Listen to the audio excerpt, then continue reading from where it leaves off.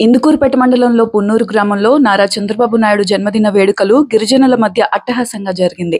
స్థానిక Telugu Desam party senior నాయకులు, parliamentary కార్యనిర్వాహక కార్యదర్శి పొన్ను చెంచుకిషోర్ బాబు గిరిజనుల మధ్య కోలాహలంగా నారా చంద్రబాబు నాయుడు జన్మదిన వేడుకలు నిర్వహించి కేక్ కట్ చేశారు. ఈ కార్యక్రమంలో స్థానిక నాయకులు పాల్గొని ఆంధ్రప్రదేశ్ ముఖ్యమంత్రి చంద్రబాబు నాయుడుకి జన్మదిన శుభాకాంక్షలు తెలిపారు. అనంతరం స్థానిక గిరిజనులకు కేక్, స్వీట్స్ పంచిపెట్టారు.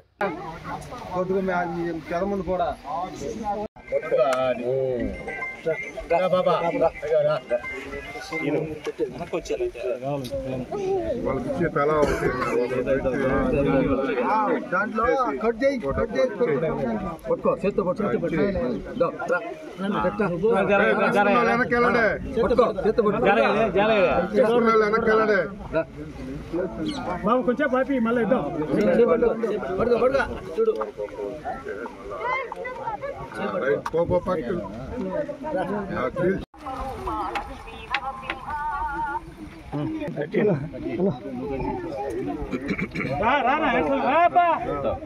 చలో కట్టి పట్టుకోండి.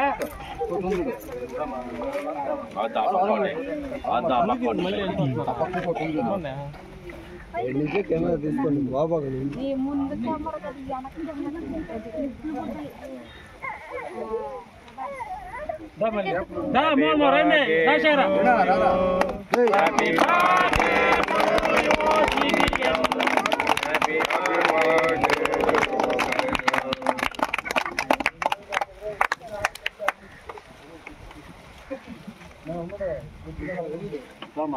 అలా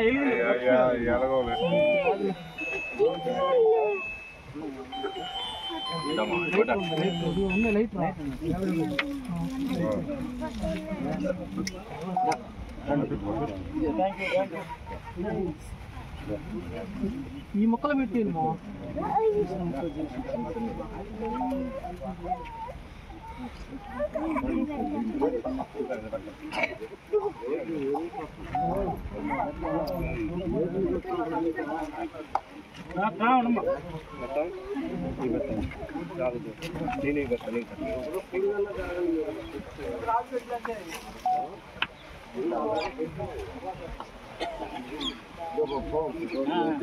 కోపల పెట్టా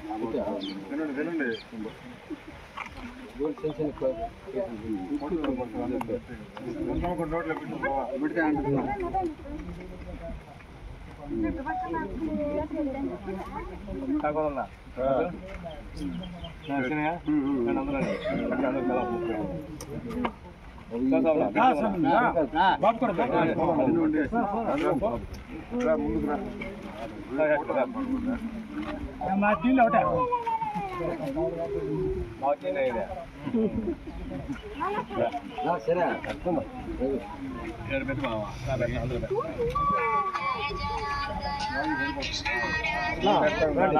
హలో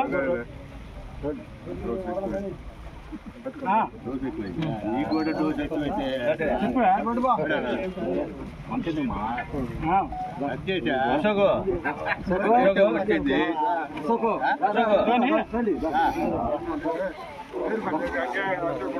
నాగపట్న కాదు కదా గమ్మును నేను కాలనీలో కట్ చేయి అన్నీ ఉండి అదేం కాదు కాపలా కాదు చాక్లెట్ కాగితం కాదు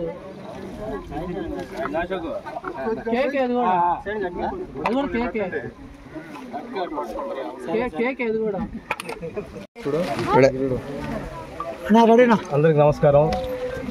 ఈరోజు మా జాతీయ తెలుగుదేశం పార్టీ అధ్యక్షులు, అదేవిధంగా ఆంధ్ర రాష్ట్రం విడిపోయిన తర్వాత ఆంధ్ర రాష్ట్రానికి రెండోసారి ముఖ్యమంత్రి, ఉమ్మడి ఆంధ్ర రాష్ట్రానికి ఎత్తుకుంటే 4వ దఫా ముఖ్యమంత్రిగా ఉన్నటువంటి పెద్దలు గౌరవనీయులు శ్రీ నారా చంద్రబాబు నాయుడు గారి జన్మదినాన్ని పురస్కరించుకొని ఈరోజు రాష్ట్ర వ్యాప్తంగా, అదేవిధంగా ముఖ్యంగా మా కోవూరు నియోజకవర్గ శాసనసభ్యురాలు గౌరవనీయులు పెద్దలు శ్రీమతి వేమిరెడ్డి ప్రశాంత్ రెడ్డి గారి ఆదేశాల మేరకు ఈరోజు కోవూరు నియోజకవర్గంలో ప్రతి గ్రామంలో, ప్రతి వాడవాడ యొక్క నారా చంద్రబాబు నాయుడు గారి జన్మదినాన్ని పురస్కరించుకొని వివిధ సేవా కార్యక్రమాలు చేయాలని వారి ఆదేశించడం, దానిలో భాగంగా ఈరోజు ఇనుగూరుపేట మండలం పున్నూరు గ్రామంలో ఎస్టీ కాలనీలో మా గౌరవ శాసనసభ్యురాలకి ఎక్కువగా వారు ఎస్టీ కాలనీలోనే ఎక్కువ సేవా కార్యక్రమాలు చేయమని చెప్తుంది. ఎక్కువగా ఆ పిల్లలు వాళ్ళ మధ్యలోనే మీరు ఏదో కార్యక్రమాలు చేస్తే దానికి ఎంతో స్వార్థకత ఉంటుంది కాబట్టి ఖచ్చితంగా అక్కడే చేయమని ఆమె ఎప్పుడు ఆదేశిస్తుంటారు.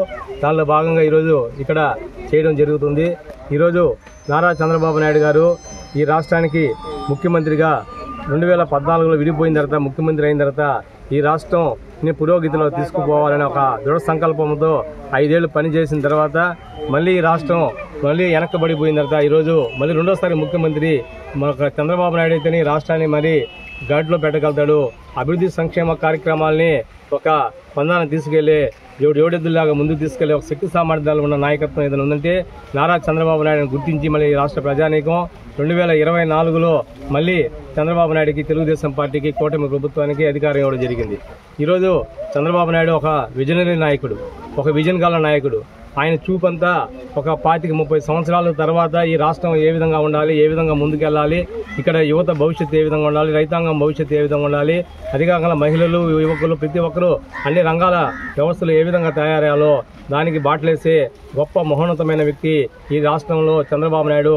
ఇటువంటి ముఖ్యమంత్రి చిక్కడం ఈ రాష్ట్ర ప్రజల యొక్క అదృష్టంగా మేము భావిస్తా ఉన్నాం. చంద్రబాబు నాయుడు గారు ఈ రాష్ట్రానికి ముఖ్యమంత్రి అయిన తర్వాత మళ్ళీ రెండోసారి ఇప్పుడే స్టార్టింగ్లోనే ఆయన అమరావతి, ఆయన కళ్ళగన్న అమరావతి, ఆంధ్ర రాష్ట్ర ప్రజల యొక్క మానసపుత్రిక అయినట్టు అమరావతిని ముందుగా డెవలప్ చేయాలనే ఆలోచనతో రాజధాని అనే రాష్ట్రం భారతదేశంలో ఎక్కడ ఉందంటే ఒక ఆంధ్ర రాష్ట్రంలో మిగిలిపోయింది.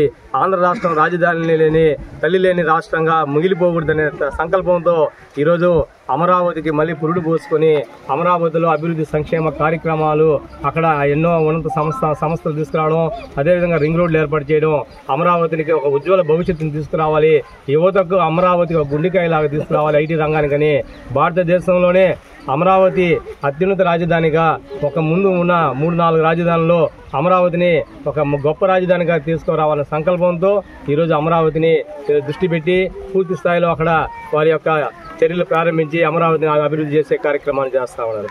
అదేవిధంగా అధికారంలో రావడమే పెన్షన్లు 4,000 చేస్తానని చెప్పి వికలాంగులకు 6,000 చేస్తానని పెన్షన్లు పెంచిన ఘనత ఎవరిదైనా ఉందంటే నారా చంద్రబాబు నాయుడు గారు.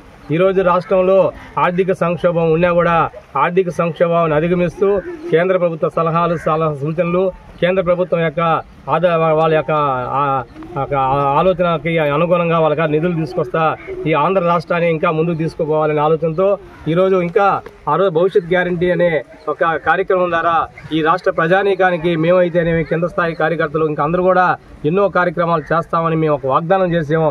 దానిలో భాగంగానే తల్లికి వందనం కార్యక్రమం కూడా రేపు మేలోనూ జూన్ 10వ తేదీ లోపల విద్యా సంస్థలు మళ్ళీ ఓపెన్ అయిన లోపల అక్కడ తల్లికి వందనం కార్యక్రమం చేస్తానని కూడా చంద్రబాబు నాయుడు గారు చెప్పడం జరిగింది.